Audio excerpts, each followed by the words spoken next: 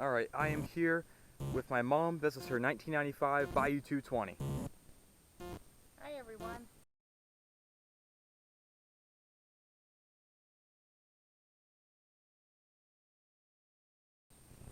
Alright, so as you know, this quad is old. It's been through some pretty good times.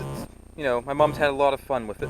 Haven't you, Mom? Yes, I've had lots of fun on it. But this thing's also been through some pretty rough times, but it seemed to overall held up. Look down here at the motor, it's still in one piece. But some parts are a little bit worse for wear, like I think the axle bearings or whatever in this are starting to kind of go. See, there's a little bit of play in there. And if you go here, that's starting to go. This front brake lever feels almost like a clutch, and the rear brakes, don't even ask. But however, this is still a pretty fun quad. It's only two-wheel drive, but my mom, she goes through some serious mud puddles with this. She's actually faster than me in the mud because I'm swerving around them and she goes through them. That's what's nice about having a shaft drive. You don't have to replace chains every time you decide to go mudding. Now this bike hasn't had it the easiest. I don't know if you can see here. See that drift stitching there? Yeah, my mom kind of rolled it out of the shed and it kind of hit a tree and it kind of cracked some of the plastics. And this right here is for protection. So it does have some scratches, does have a couple screws loose, but it's still a decent runner. Now before this, my mom owned lots of Suzukis. And she even broke her back on one. What part of your back was it you broke? The L2 and L3. Yeah, that sounds painful.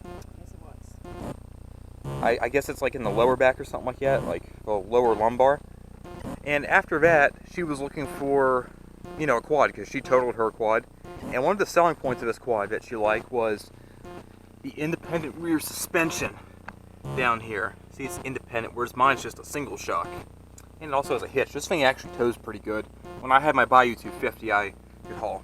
And another point for her, not really for me, because I'm not really into it, is this thing has a semi-automatic transmission. It lets you shift, but it doesn't give you the full control as a manual, because my mom doesn't feel comfortable driving full manual, even though I think it's the best experience you can get in a quad. And now if we take a look at the controls, you immediately realize what should be a clutch is a brake. And that screws me up a lot because every time I come to a stop on this bike, I grab this. It's actually a rear brake, and it's easier if you push down the foot brake down there, but if you push that down and you pull that, this has a parking brake, which is kind of neat because mine doesn't have a parking brake, so I can just park mine in gear. And this is a front brake, and it's pretty soft.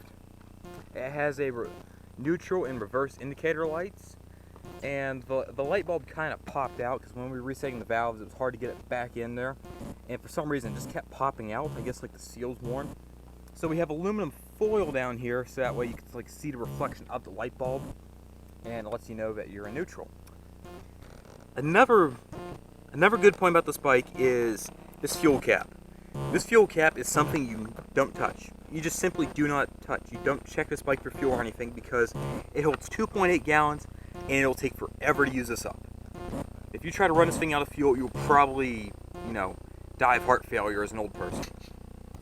Another decent point to this bike, I guess I'm going over more of the pros, is the choke right here. The choke is up here, whereas mine, you gotta go down there on the carb. And that's a little bit difficult. I chose these tires here because they got a little bit of paddle to them, so they're nice when you're riding in the mud. That's one of my favorite things, is I love going through the mud and just having a ball. But I kept the nubbies up here so that way they're good for having control when you're riding on just regular roads. The Kawasaki is kind of underpowered, especially when you can consider the Honda that's riding next to it a lot of times. But it's good for what I need because I mainly just like playing around, going up around hills and playing in the mud. And I like to go fast. Alright, now this bike has seen some wear and tear over the years. And one of the things about it is it doesn't start up immediately. It needs a new head. The head was burned up from being run a little bit too lean. The valves are adjusted, so it's not quite as bad, but if you start it, you'll notice a ticking sound on the top end.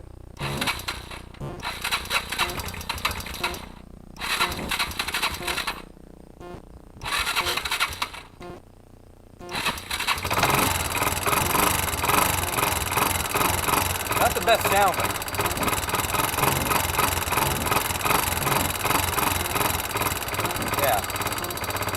you hear it tick, and that tick definitely shouldn't be there. But it's not like it's detonating, it's just a little bit of excessive valve clearance. It's not like it's gonna blow up.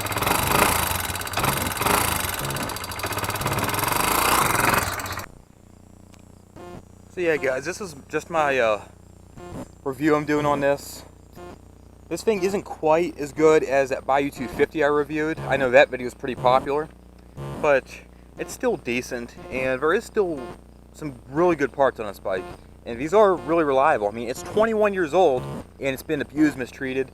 It's had very little maintenance done on it in the last, 5-10 years, and it's still running. So these bikes are extremely reliable. You can't kill them. They're like cockroaches. I mean, I don't even think a nuclear blast would kill one of these. It might run like crap, but it won't die.